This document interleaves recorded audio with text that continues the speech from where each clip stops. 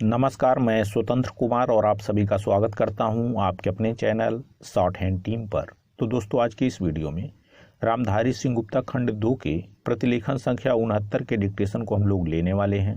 इसे हम दो अलग अलग स्पीड में लेंगे। पहली बार में 90 की स्पीड में, तो दूसरी और आखिरी बार में इसी डिक्टेशन को हम लोग 100 की स्पीड में लेने वाले हैं। लेकिन अगर आपको ये नहीं पता है कि इसे संकेत लिपि में किस प्रकार से लिखा जा सकता है, यानी इस प्रतिलेखन के प्रत्येक शब्द की आउटलाइन क्या होगी, तो आप हमारे शॉर्ट हैंड टीम ऐप को डाउनलोड कर सकते हैं। ऐप का लिंक इसी वीडियो के ठीक नीचे डिस्क्रिप्शन बॉक्स में आपको मिल जाएगा। ऐप को डाउनलोड करके इस प्रतिलेखन के प्रत्येक शब्द की आउटलाइन को आप जान सकते हैं। तो 90 की स्पीड में आपका डिक्टेशन स्टार्ट होगा। 5 सेकंड के बाद तब तक के लिए आप रेडी रहें।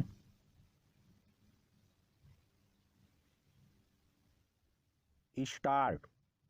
सभापति महोदय स्त्री के शोषण से उद्वेलित और उसके आर्थिक तथा सामाजिक हितों की रक्षा में सभी लोग आज यह मानकर चल रहे हैं कि भारतीय स्त्री के चारों ओर यदि कानून का ऊंचा घेरा डाल दिया जाए तो वह बहुत कुछ सीमा तक शोषण से मुक्त तथा सुरक्षित हो जाएगी। यकीनन कानून की सत्ता के प्रति इनकी गहरी आस्था यह संकेत देती है कि अनेक कानूनी अधिकारों से वंचित होने के कारण ही भारतीय स्त्री उत्पीड़ित और शोषित है। इनके पास उनकी बहुत सी समस्याओं का सीधा सादा समाधान है, कानून के रामबाड़ों का निर्माण। इन रामबाड़ों के हाथ में आते ही भारतीय स्त्री सबल और सक्षम हो जाएगी। कानून की शक्ति के प्रति इनका विश्वास इस तथ्य के बावजूद भी है कि अब तक जितने कानून बने हैं, यथार्थ और व्यवहार के धरातल पर आम तौर से काठ की तलवार ही साबित हुए हैं। काठ की तलवार तभी तक भयभीत कर सकती है जब तक उसे दूर से चमकाया जाता है या उसे आजमाया नहीं जाता।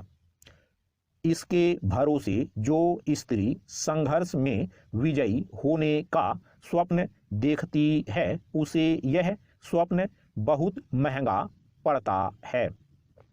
कानून की पुस्तकों में बताए अधिकारों को जीवन के यथार्थ में उतारने के साधन सामान्य भारतीय स्त्री के पास नहीं हैं। जो मुट्ठी खाली है, कानून भी उस मुट्ठी के बाहर रहता है। इसके साथ समय और शिक्षा का अभाव और जुड़ जाता है।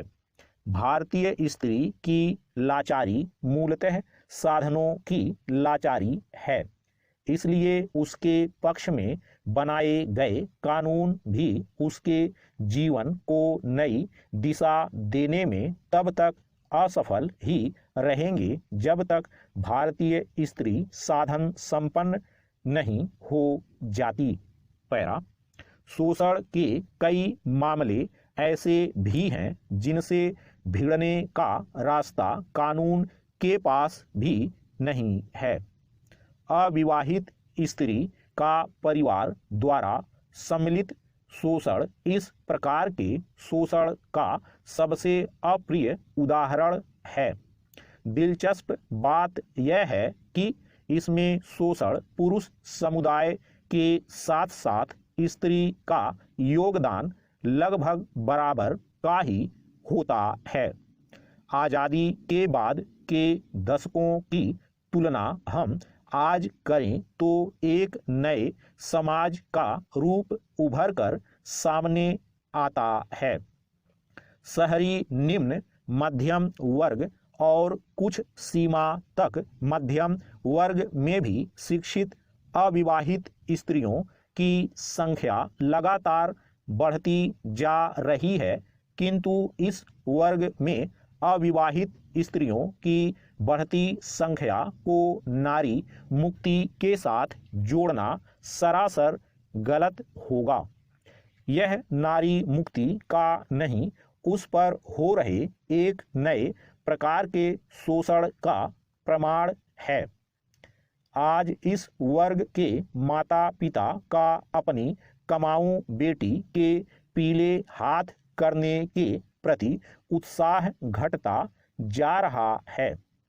वे उसे हर तरह से अविवाहित रहने को प्रेरित करते हैं। जहां प्रेरणा पर्याप्त नहीं होती, वहां युक्तियां भिड़ाकर उसे अविवाहित रखा जाता है। हालांकि बहुत सी लड़कियों ने खुद अविवाहित रहना एक जीवन शैली के रूप में चुना है और अपने रहने के लिए एक अलग ठिकाना भी बनाती हैं। स्टॉप। दोस्तों, इसी डिक्टेशन को दूसरी बार में हम लोग 100 की स्पीड में लेंगे और आपका समय स्टार्ट होगा 5 सेकंड के बाद। तब तक के लिए आप रेडी रहें।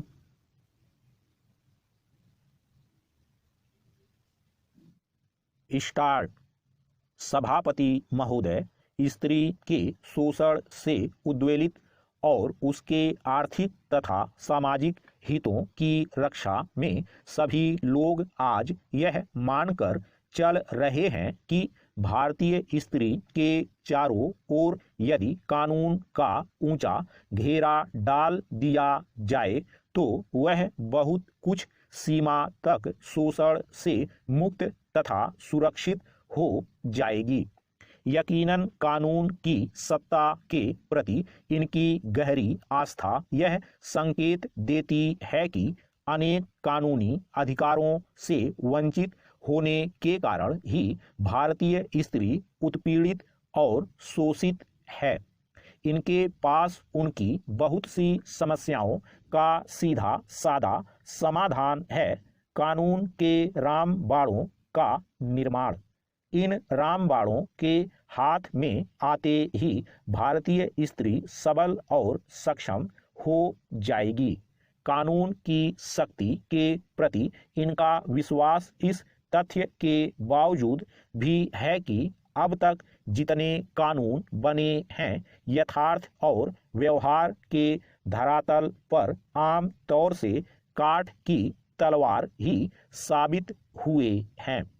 काठ की तलवार तभी तक भयभीत कर सकती है जब तक उसे दूर से चमकाया जाता है या उसे आजमाया नहीं जाता।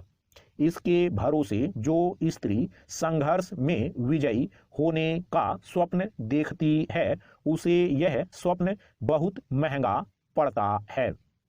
कानून की पुस्तकों में बताए अधिकारों को जीवन के यथार्थ में उतारने के साधन सामान्य भारतीय स्त्री के पास नहीं हैं। जो मुट्ठी खाली है, कानून भी उस मुट्ठी के बाहर रहता है। इसके साथ समय और शिक्षा का अभाव और जुड़ जाता है।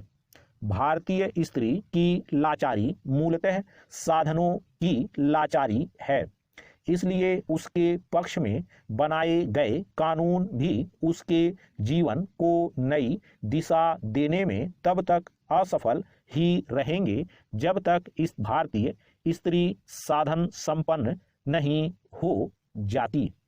पैरा। शोषण के कई मामले ऐसे भी हैं जिनसे भिड़ने का रास्ता कानून के पास भी नहीं है। अविवाहित स्त्री का परिवार द्वारा सम्मिलित शोषण इस प्रकार के शोषण का सबसे अप्रिय उदाहरण है।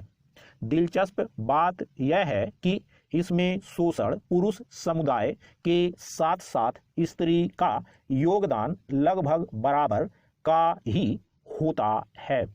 आज़ादी के बाद के दशकों की तुलना हम आज करें तो एक नए समाज का रूप उभर कर सामने आता है।